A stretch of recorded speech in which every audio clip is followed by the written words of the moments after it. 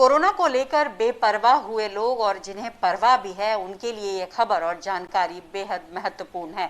इस वक्त मैं एम्स दिल्ली में हूं और मेरे साथ एम्स के डायरेक्टर डॉक्टर रणदीप गुलेरिया है। आइए सीधे उन्हीं से बात करें कि आने वाले समय में कोविड-19 की स्थिति क्या रहने वाली है और ये बेफिक्री जो दिख रही है वो क्या सही है। सर, बहुत शुक्रिया हमसे बात करने के लिए। और सबसे पहले सवाल जो मेरा यही होगा सर आपसे कि अब हम ठंड की तरफ बढ़ चुके हैं, सुबह और शाम का जो वक्त है वो बदल रहा है।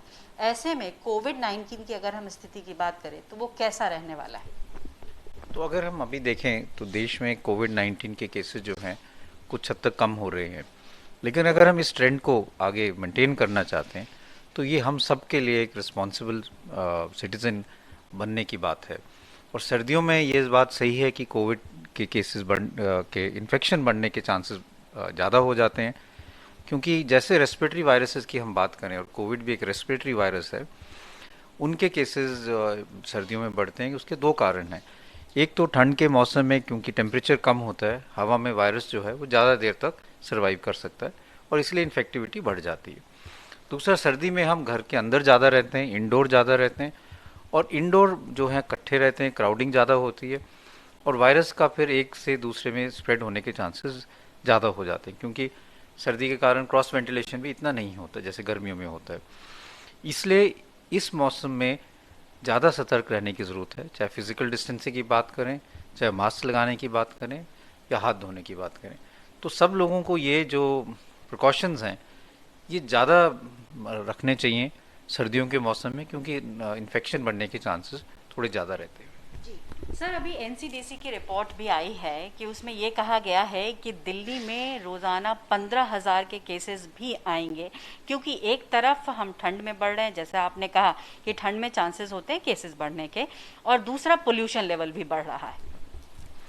तो उसके तीन कारण हैं। एक तो जैसे आपने कहा ठंड, दूसरा पोल्यूशन, और ये भी देखा गया है कई जगह पे, और अब तो कोविड की भी स्टडीज़ हैं इटली से, चाइना से, जिन्होंने ये दिखाया कि जहाँ पे पोल्यूशन लेवल बढ़ता है और अगर वो देखें तो 1 पॉइंट इंक्रीज इन PM 2.5 से almost 8 to 9% increase in Covid cases उन्होंने मॉडलिंग स्टडी से देखा है। तीसरा जो पॉइंट है वो ये है कि हम इस टाइम अब त्योहारों का सीज़न शुरू हो रहा है और त्योहारों में चाहे हम दशहरा की बात करें, दुर्गा पूजा की बात करें, छठ की बात करें, दिवाली की बात करें, तो लोग बाहर खरीद शॉपिंग करते हैं, क्राउड्स हो जाते हैं, फंक्शंस होते हैं। उसमें अगर हम पूरा ध्यान नहीं रखेंगे तो इन्फेक्शन फैलने के ज़्यादा चांसेस हैं, सुपर स्प्रेडिंग इवेंट बनने के ज़्यादा चांसेस हैं। इस सब चीज़ों को देखते हुए ये हेल्थ केयर वर्कर्स के लिए और हॉस्पिटल्स के लिए ये एक सॉर्ट ऑफ वार्निंग है कि हम अपनी कैपेसिटी बढ़ाएं, क्योंकि हो सकता है कि इतने ज़्यादा केसेस आना शुरू हो जाएं। नेसेसरी नहीं है, अगर हम प्रिकॉशन रखेंगे तो हमारे केसेस कम रहेंगे और कंट्रोल में रहेंगे, लेकिन वो प्रिकॉशन रखना बहुत ज़रूरी है। आज सर, जिस तरीके से हमने देखा है कि पूरे देश में 70 लाख केसेस हो चुके हैं, आपने कहा 3 ऐसे मेजर कारण हो सकते हैं जिससे कि कोरोना के केसेस बढ़ेंगे, तो क्या हम ये कह सकते हैं कि एक तरीके का जो डेडली कॉम्बिनेशन है वो नॉर्थ इंडिया में मंडरा सकता है, क्योंकि अब पराली के जो पोल्यूशंस हैं वो दिल्ली की तरफ बढ़ चुके हैं? तो इस साल हमें पोल्यूशन कंट्रोल जो है बहुत एग्रेसिवली करने की ज़रूरत है, और वो दिल्ली ही नहीं, इंडो गैंजेटिक प्लेन जो हम कहते हैं वहाँ पे करने की ज़रूरत है। क्योंकि जो सर्दियों का मौसम है वहाँ एक तो जैसे हम क्रॉप बर्निंग की बात करें या और पोल्यूटेंट्स की बात करें, वो बढ़ जाते हैं। दूसरा, सर्दियों में ऐसा होता है कि ये जो एरिया है, एक तो इन्वर्शन होता है कि ठंड के कारण पोल्यूटेंट्स ऊपर नहीं जाते, ग्राउंड लेवल पे रहते हैं। दूसरा, विंड वेलोसिटी कम होती है, हवा बहुत कम चलती है, तो पोल्यूटेंट जो है वो वहीं पे ही रह जाते हैं और स्मॉग बन जाता है। इन सब चीज़ों को अगर हमें रोकना है तो हमें पोल्यूशन का जो सोर्स है उसको कम करना पड़ेगा, और ये समझना ज़रूरी है कि पोल्यूशन और कोविड जो है दोनों अगर मिल जाएंगे तो केसेस जो है, रेस्पिरेटरी केसेस जो हैं, वो एकदम बढ़ सकते हैं। तो इस महीने में हम देखते हैं कि बाकी फ्लूज भी काफ़ी ज़्यादा होते हैं, और जो लोग बहुत बेफिक्र हो चुके हैं और ये कहते नज़र आते हैं कि अब तो कोरोना रहने ही वाला है, उनके लिए आने वाले जो महीने हैं उस पर आप क्या कहेंगे? मैं यही कहूँगा कि आने वाले महीनों में जो सर्दियों में वायरल इन्फेक्शंस हैं वो बढ़ते हैं। हमारा जो पुराना डेटा है और फ्लू नेटवर्क का भी जो डेटा है वो यही कहता है कि सर्दियों में एक स्पाइक आता है इन्फ्लुएंजा का, स्वाइन फ्लू के केसेस भी बढ़ते हैं। तो अगर इन्फ्लुएंजा के केसेस भी बढ़ेंगे, कोरोना के केसेस भी बढ़ेंगे, पोल्यूशन का इफेक्ट भी होगा, तो हमारे जो हेल्थ केयर सिस्टम्स हैं उसमें एकदम ज़्यादा स्ट्रेन पड़ेगा। इसलिए हमें प्रिवेंटिव मेजर्स जो हैं उस पर पूरा ध्यान देना चाहिए, और इसी की हम बात कर रहे हैं, क्योंकि अगर हम मास्क लगाएंगे तो कोरोना ही नहीं और कई इन्फेक्शंस हैं जिसको हम आगे फैलने से रोक पाएंगे, क्योंकि ये सब ड्रॉपलेट इन्फेक्शंस हैं।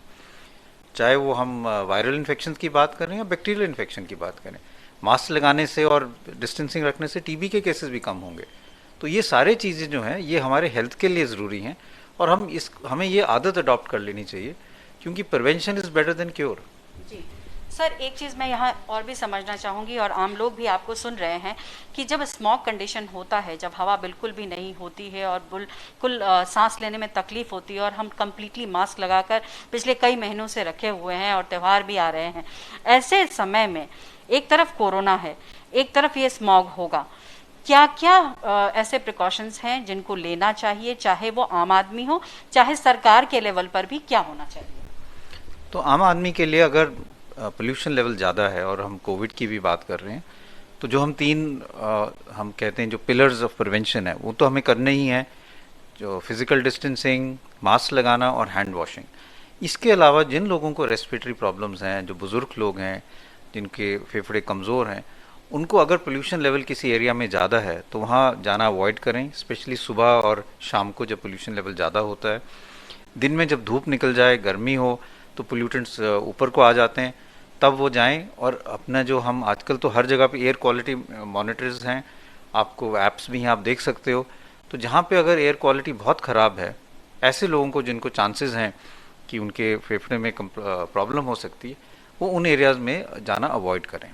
जी सर, अब वैक्सीन पर बात कर लेते हैं। सभी की निगाहें वैक्सीन पर है कि कौन सी वैक्सीन जल्द से जल्द आ जाए। ऐसे स्थिति में कब तक कौन सी वैक्सीन जो है वो दस्तक पहले दे सकती है, अगर हम अपने वैक्सीन की बात करें या ऑक्सफोर्ड की बात करें? तो भारत में तो वैक्सीन ट्रायल्स चल रहे हैं और काफ़ी तेज़ी से चल रहे हैं, चाहे भारत बायोटेक की वैक्सीन की बात करें, जाइडस की बात करें, या सीरम इंस्टीट्यूट जो ऑक्सफोर्ड वाली वैक्सीन है उनकी बात करें। और उम्मीद ये है कि अगर सब कुछ ठीक रहा, सेफ्टी सिग्नल सब ठीक रहे, एफिकेसी अच्छी रही कि वैक्सीन ये कामयाब भी है, तो अर्ली नेक्स्ट ईयर तक वैक्सीन जो है वो मार्केट में आ जानी चाहिए, रेगुलेटरी अप्रूवल मिल जाने चाहिए। उसके बाद जो और आगे का स्टेप है कि लार्ज डोज मैन्युफैक्चरिंग, डिस्ट्रीब्यूशन और प्रायोरिटाइजिंग कि किसको वैक्सीन पहले लगनी है, वो सब भी साथ साथ काम चल रहा है, तो वो भी साथ साथ ही हम कर पाएंगे। लेकिन ये बहुत ज़रूरी है समझना कि ये सब कुछ टाइम पे होना चाहिए कि vaccine is safe and efficacious. अगर उसमें लगा कि कुछ ऐसी चीज़ें हैं जो हमें और रिसर्च करने की ज़रूरत है, तो हो सकता है कि थोड़ा और डिले हो जाए। लेकिन अभी तो सारे जो डेटा है दैट इज़ वेरी इनकरेजिंग, तो लोग तो यही उम्मीद कर रहे हैं कि अर्ली नेक्स्ट ईयर तक वैक्सीन जो है वो मार्केट में आ जाएगी। सर, आप टास्क फोर्स में भी हैं, आप लगातार इसको मॉनिटर कर रहे हैं और आपके ज़रिए लोग सुनते भी हैं। सवाल मेरा ये है कि सीरम इंस्टीट्यूट के सीईओ ने कहा था, अभी सरकार से पूछा कि क्या कितनी तैयार है सरकार, और क्या 8,000 करोड़ है उनके पास कि वो आगे जब वैक्सीन आए तो उसको लोगों तक पहुंचा सके? तो अगर आप देखें तो इंडिया में ये काफ़ी हद तक काम चल रहा है, एक हाई लेवल कमेटी भी है जो इसको देख रही है। और जैसे मैंने कहा कि वैक्सीन बनना एक और मार्केट में आना इज़ द स्मॉलर स्टेप। सबसे बड़ा जो कदम है वो ये है कि हमारे पास इतने वायल्स होने चाहिए, इतने नीडल्स होने चाहिए, इतने सिरिंज होने चाहिए, इतने ट्रेंड स्टाफ होना चाहिए और इतना नेटवर्क होना चाहिए कोल्ड चेन का कि वो वैक्सीन जो है सारे देश में रिमोट एरिया तक भी पहुंच पाए। उसकी ऑलरेडी प्लानिंग चल रही है और उसके लिए पूरा बजट भी है। तो मेरा ये मानना है कि हमारे पास पूरी तैयारी हो जाएगी जब तक वो वैक्सीन आएगी। हम ये दोनों चीज़ें पैरेलल में कर रहे हैं, वैक्सीन की रिसर्च भी हो रही है कि वो सेफ़ और एफिकेशियस है, और साथ साथ एक प्लान भी बन रहा है कि हम पूरी तरह से एक नेटवर्क बनाएं जिससे हमारा कोल्ड स्टोरेज फैसिलिटीज़ हों, ट्रांसपोर्ट की फैसिलिटीज़ हों, हेल्थ केयर वर्कर्स की ट्रेनिंग हो, और इतने ज़्यादा डोजेज जो सिरिंज और नीडल्स के हैं वो भी बन पाएँ जिससे हम वैक्सीन डिलीवरी कर पाएँ। अंतिम सवाल करूंगी सर, फिर हम वही सवाल आता है कि जिस तरीके से केसेस बढ़ रहे हैं, तो जो बेफिक्रे लोग हैं, अगर वो कहीं भी चूकते हैं तो स्थिति भयावह हो सकती है। क्या सलाह देंगे? मैं तो यही कहूँगा कि हम, जैसे प्रधानमंत्री जी ने कहा था, कि एक जन आंदोलन करने की ज़रूरत है, क्योंकि ये जो कोविड की लड़ाई है ये हम हॉस्पिटल्स में नहीं लड़ रहे, ये हम जनता और कम्युनिटी में लड़ रहे हैं। अगर हम सब लोग इकट्ठे मिलें, और ये 3 चीज़ें करें, फिजिकल डिस्टेंसिंग, मास्क लगाना और हैंड वॉशिंग, तो एस्टिमेट्स ये है कि 30 से 40% केसेस कम हो जाएंगे। तो सिर्फ इन 3 चीज़ों को करने से, और अगर ये ना किया तो स्थिति भयावह हो जाएगी। बिल्कुल, और अगर ये स्थिति नहीं की, स्पेशली सर्दियों के मौसम में जब पोल्यूशन भी बढ़ रहा है और जब त्यौहार आ रहे हैं, तो एकदम केसेस जो है वो स्पाइक आ जाएगा, एक और वेव आने के चांसेस हैं। इसीलिए अगर हम ये सब चीज़ें करें तो हमारे केसेस एकदम कम होंगे। और ये हमने देखा है, अगर आप देखें साउथ ईस्ट एशिया में, ताइवान की बात करें, वियतनाम की बात करें और देशों की बात करें, जिन जिन देशों ने ये चीज़ें अडॉप्ट की, वहाँ पे देखो केसेस बहुत कम है और वहाँ पे बैक टू नॉर्मल लाइफ आ गए हैं। अगर हम चाहते हैं कि हम हमारी लाइफ जो है जल्दी नॉर्मल आए, तो ये तीनों चीज़ें हमें एग्रेसिवली अडॉप्ट करनी चाहिए। और हमें ये देखना चाहिए कि हम ही नहीं, हमारे आस पड़ोस में जो लोग हैं वो भी ये चीज़ें करें, इसको रिस्पॉन्सिबल सिटीजनशिप समझें। और एक अगर हम ये आंदोलन शुरू करेंगे तो हमारे केसेस भी एकदम कम हो जाएंगे। पीक की आपने बात की सर, इसलिए मैं ये प्रश्न कर लेती हूँ कि कहा जा रहा है कि एक थर्ड पीक देख रहा है दिल्ली, ऐसा है क्या? दिल्ली में अगर हम पूरा ये कोविड अप्रोप्रिएट बिहेवियर रखेंगे तो थर्ड पीक नहीं आएगा।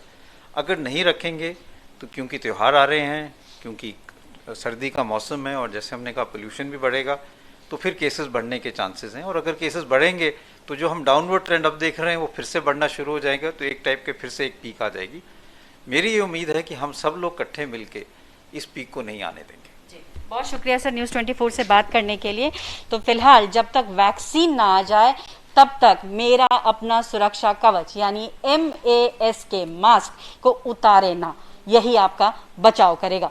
कैमरा पर्सन रफीक के साथ पल्लवी झा, दिल्ली न्यूज़ 24। नमस्कार, मैं हूं संदीप चौधरी। अगर आपको ये वीडियो पसंद आया हो तो इसे लाइक और शेयर जरूर करें और हाँ, हमें सब्सक्राइब और फॉलो करना ना भूलें ताकि आप देश और दुनिया की कोई खबर मिस ना करें। तो जुड़िए हमारे साथ और देखते रहिए न्यूज़ 24।